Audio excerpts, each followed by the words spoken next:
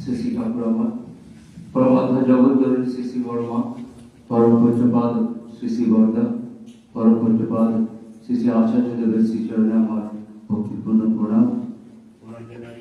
আজকে মহতি সৎসঙ্গে পুরোহিত মহোদয় উপস্থিত আছেন, ঠাকুরের কর্মীবৃন্দ, সকল গুরুজনদের আমার প্রণাম, সকলের আমার স্নেহ ভালোবাসা। খুব ভালো লাগছে বিশ্বজিৎ ভাইয়ের কথা, খুব তন্ময় হয়ে শুনছিলাম। বসে বসে আমিও ভাবছিলাম আমারও কত পারফেকশন দরকার, কত জানার দরকার। এই জানারই জায়গা হচ্ছে আমাদের সৎসঙ্গ।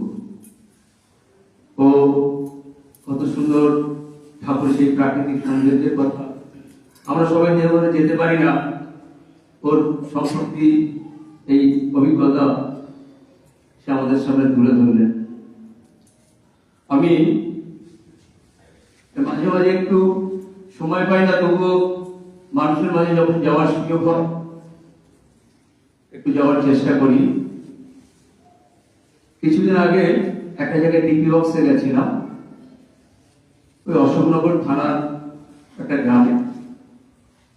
ভদ্রলোকের সাথে আমার ট্রেনে আলাপ হয়েছিল।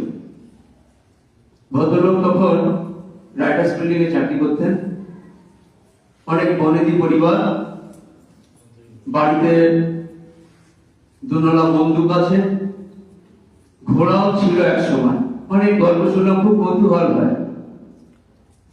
তো বলতে বলতে কথাবার্তা ছলে তিনি বলে ফেললেন, আমি শ্রী শ্রী ঠাকুর অনুকূল চন্দ্রের আমরা দীক্ষিত।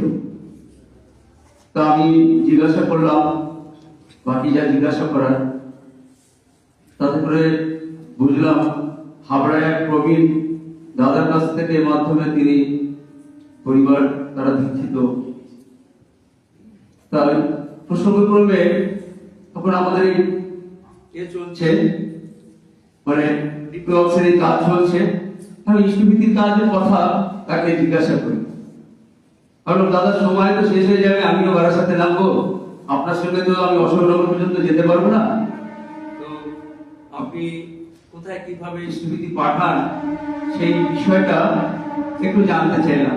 তখন উনি বলছেন, না বাবা পাঠাতেন, আমরা এখন আর পাঠাই না, বাবা পাঠাতেন। তারপরে বাবা একটা ওই সিমেন্টের, মানে আমরা যেমন মাটির পাত্রে বা ছোট কৌটোর মধ্যে আমরা যে